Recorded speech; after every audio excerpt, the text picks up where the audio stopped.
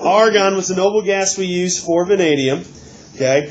Now, one thing I don't know if I really remember mentioning with you guys, but what this is right here is when you write the noble gas, this takes care of all the inner shell electrons. So what that is, I'm going to write it up here: 1s2, 2s2, 2p6, 3s2, 3p6, 4s2, 3d3 is what the full configuration for vanadium would be. By writing argon, what we're essentially doing is we are saying that, hey, argon represents those electrons right here. And we're just summarizing it, putting it right there with that notation. Okay?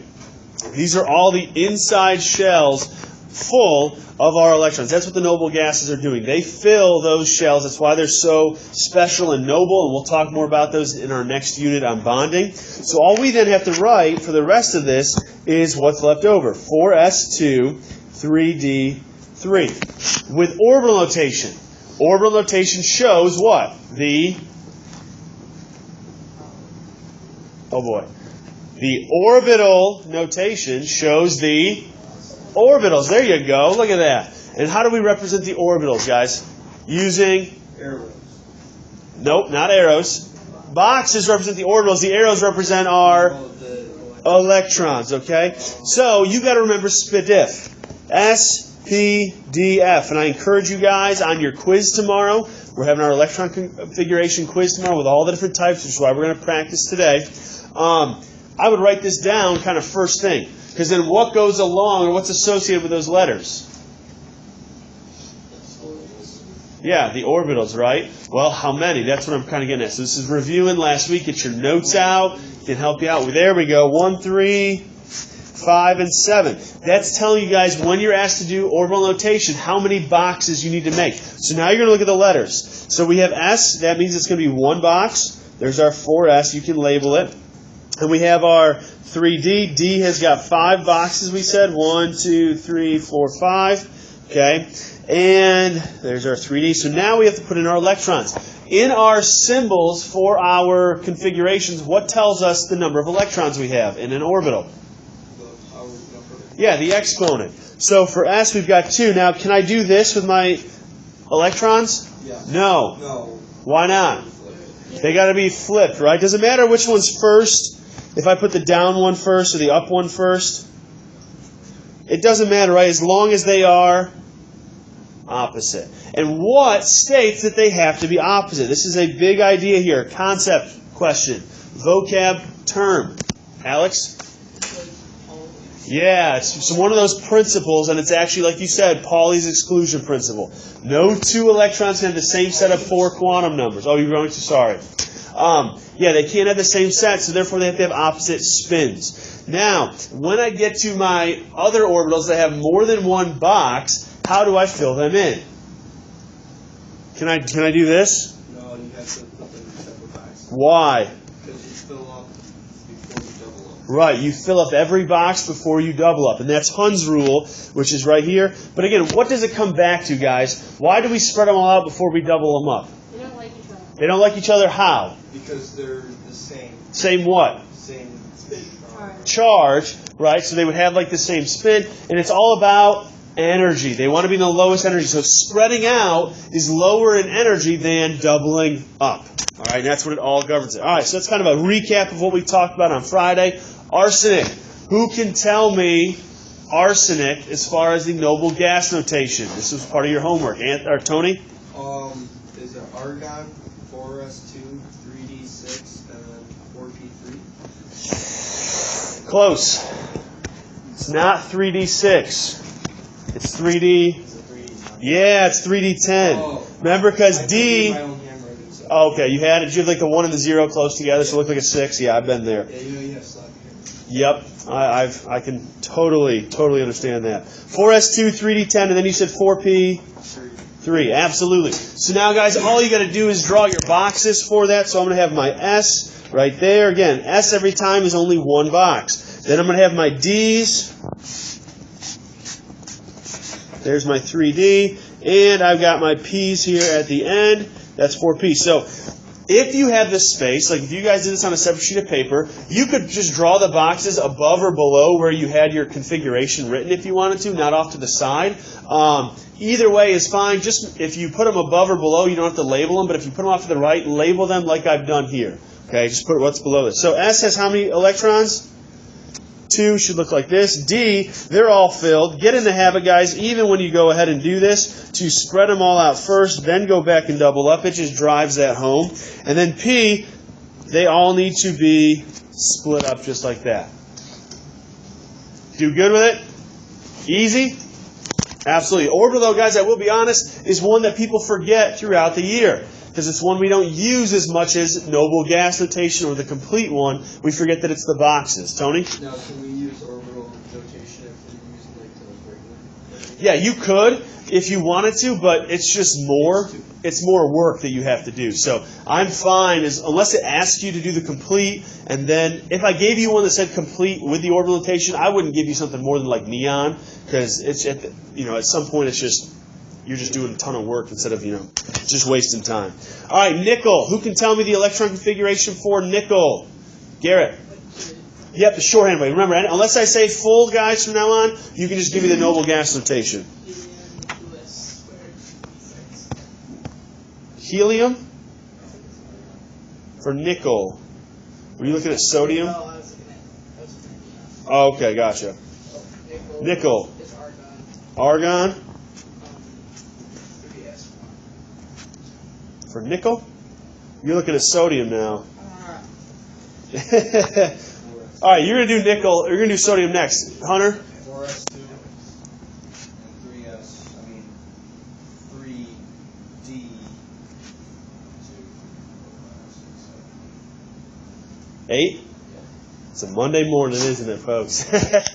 And there it is. 4s2, 3d8 is what you should have. What's that? Yeah, there's a lot of N ones on there, so you got to always make sure you're looking at the right one.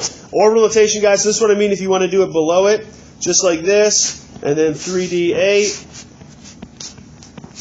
1, 2, 3, 4. Do I have to go in that order, guys, when I'm filling them in?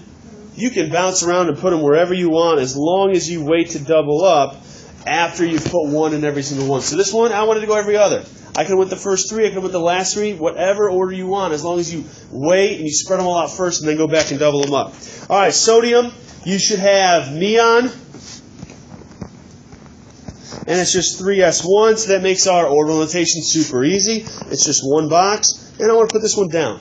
All right, that's fine. As long as they are opposite, it doesn't matter what order you do them in. I typically will do them the same every single time, where I fill them all in first and I go back. But I'm just doing it right here just to show you guys, hey, you may see something a little bit slightly different, but that doesn't mean it's wrong. Okay? Questions with that? How many of us got it all right? Doing it for homework. How many of us forgot to do it? All right, I like the honesty, but as long as we're filling it in here, that's all that matters now. So, those are 3 types. The complete configuration, which is the longest one. The noble gas notation, which is the shorthand way, the one that you will use most often. The orbital notation, which is where you got to take that noble gas one step further and show the boxes which represent the orbitals. And the last one, guys, that we're going to talk about here are electron dot diagrams. And like I said or alluded to earlier, these are the easiest. Okay, the easiest. It's a third way because all you do is you only show valence electrons. As a review, what are valence electrons? One's in the highest orbital. Not highest orbital, the highest energy level, the outermost energy level. So they're the outer ones, guys. To be honest, they are the only ones that really matter to us. When we get into bonding, we're only looking at valence electrons. So I showed you guys on Friday, I pointed out a quick, easy way to figure out the valence electrons that each element has.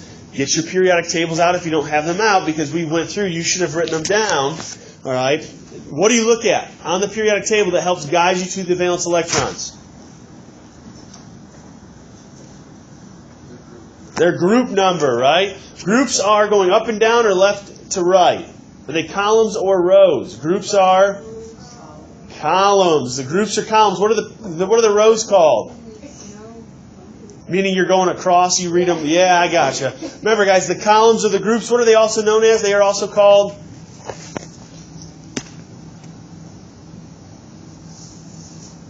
believe this was vocab.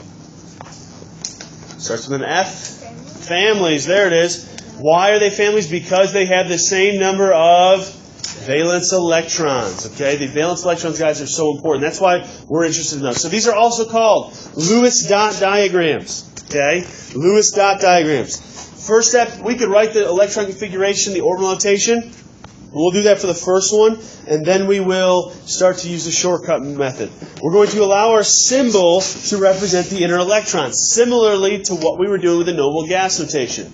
And then we use dots for our valence electrons. And it's very important that we pair those correctly, so make sure you pay attention as to how I'm going to do that here in just a second. So hydrogen, we'll start off with the easiest one. How many electrons do we have for hydrogen? 1 electron. So how many valence electrons do you think we're going to have? Oh yeah, we're going to have 1. But what's our configuration going to be for hydrogen? 1s1, right? Easiest one. So we're going to figure out, okay, we're going to look at the highest energy level. This part, remember that coefficient number out in front tells you the energy level. The letter tells us the sub-level that we're in. And then this tells us the number of valence electrons. So we have only 1 with hydrogen. How we show that is just like that. 1 dot. Dots will go around the symbol to represent the valence electrons. What's the largest number of valence electrons that we could have around our symbol? Like 8. 8. That's the magic number, guys. 8 is the highest number of valence electrons. So maybe you want to just jot yourself a little note. 8 is the most. It's the most valence electrons that we can have. It goes to what we call the octet rule, which we'll talk more about in our next unit. So selenium. All right, we're going to write out our electron configurations, guys, for these last two. Noble gas, go ahead and do that right now. Write out the noble gas notation for selenium and palladium. We agree? Absolutely. So, when we take a look at this, guys, now if we write this out, so the theory behind it, not just using the shortcut, valence electrons, highest energy level. What's the highest energy level we occupy here? 4. All right, 4 is going to be the highest. How many total electrons do we have in the 4th energy level? 6. Why is it 6? Because it's 2 plus 4, we have 6. So that means we're going to have 6 dots that we're going to put around it. How we fill it in. Okay, this is the way I like you guys to think, just to drive home again, the order of orbitals that we fill it in.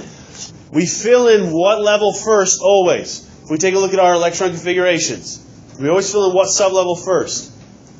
The S, okay? Then comes the P, then we go to the D and so on. But notice, guys, we're never going to show the D electrons here in our valence electrons because they're always 1 energy level behind. Again, it goes back to that orbital overlap. So that's where we only get 8 is the most valence electrons. When we fill in the dots, what I like to have my students think about is, okay, up on top, we've got the S block. Okay, now it's not actually necessarily the way it is, but it's just a good way to make you think, oh, S is what we're going to put in there first. So remember the shape of an S, of the S sublevel? Sphere. So you don't have to do this. I'm just, as a review, really quickly. Okay. Now, around the sides, we're going to say that these ones are like the P blocks. Okay, let's see if I can do this. Never done this before. This is brand new. All right, you don't have to draw it like this. I'm just driving home. We're going to think, guys, when you fill in Lewis dot diagrams, fill in the top one first, then fill in the around it like it's a P block. Like think about the orbital notation that we had. So what I'm getting at is that when we go ahead and we fill in the rest, how do we fill it in first? Do I put 2 over here to the right? No, what do I want to do? I want to spread it out just like Hund's rule, okay? Like this. I'm going to actually erase the shapes. That was just as a quick review. So our dot diagram, when we go to fill it in, should look like this. 1, 2, fill in the S block first. 3, 4, 5. It doesn't matter where I put the 6th one. Absolutely not. I typically just go clockwise. There's my dot diagram for selenium. Okay? Just take it around the outside. Once you fill in that top one with the 2 with the S, and then it's that, think of it like it's the P that has 3 orbitals. Spread them out like Hund's rule. Tony, you had a question? I can't answer. Okay. Awesome. Palladium. Who can tell me the electron configuration for palladium? Alex. Krypton. Krypton, krypton, same thing. 4d8. Okay. How many valence electrons does palladium have? 2. Why? I see 10 there. Because Highest energy level. Good. Absolutely. The highest energy level. So 5 is the highest. So again, all those transition metals in the middle in that D block and the F block, they only have 2 valence electrons. So anytime you see one, they're all going to have a very similar electron configuration. I'm sorry, electron dot diagram. Just the 2 on the top. Easy? so just for the dot diagrams, we're looking at the S's. Exactly. That's a great way to look at it, guys. With the Lewis dot diagrams, we're only interested in the S and the P blocks because they are on the outermost energy level. And that's exactly what valence electrons are.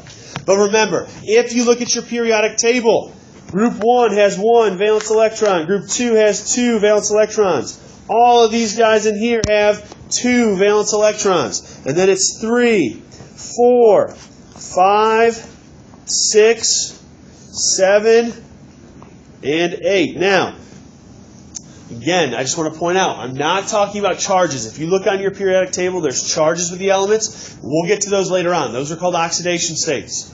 We're only looking at talking about valence electrons right here. Okay, valence electrons. So you have a quick guide. When you go in, and you have practice to do here in just a minute, for Lewis dot diagrams, use your group numbers on the periodic table. A lot of times, if you look at older periodic tables, these right here, over to the right, a lot of times they're called like 3A, 4A and stuff, and then the B's are actually down here in the middle because that's the way they used to be dealing with these valence electrons. But you don't need, I'm not going to talk too much about that and confuse you guys more. All right? Keep it simple. Look at your group numbers. That tells you the valence electrons. You're going to have time in just a minute to do some practice, but I want to go back as a review. It's been a while since we've talked about these. What page? This is on page 3. Page 3, we skipped over this chart. This is a review. Okay, we're kind of coming to the end of the electron configuration portion of our unit. Next period with lab, and then the rest of the week we're going to start talking about periodic trends. All right, and how those are a little bit different but related to those valence electrons. We talked about these last week, so try, without looking at your notes, see if we can start recognizing the patterns here. Subshells. Energy level 1 has how many subshells or sublevels? 1, which is what? What's the sublevel? S. We only have S. How many orbitals does the S sublevel contain? 1. How many electrons does the S sublevel contain? 2. So what's the total number of electrons on that energy level? Would be 2. Okay? 2 electrons. So in this chart, we're talking about subshells, and then over here, this last one, this is talking about the total number of electrons in that energy level. The maximum number of ones right here is for each sublevel. Maybe you want to add that in there. That's talking about sublevel. The last column is talking about the entire energy level. Okay, it can be confusing that way. So, N equals 2. How many subshells do we have? S and P. So I've got S and P. You're going to start seeing a pattern unfold. S, we said, has how many orbitals? 1, which has how many electrons? 2. P has how many orbitals? It has 3. How many electrons can those 3 orbitals contain? 6. So what's the total number of electrons we can have at energy level 2? 8 electrons. Let's pause for a second. I'm going to go back to my periodic table.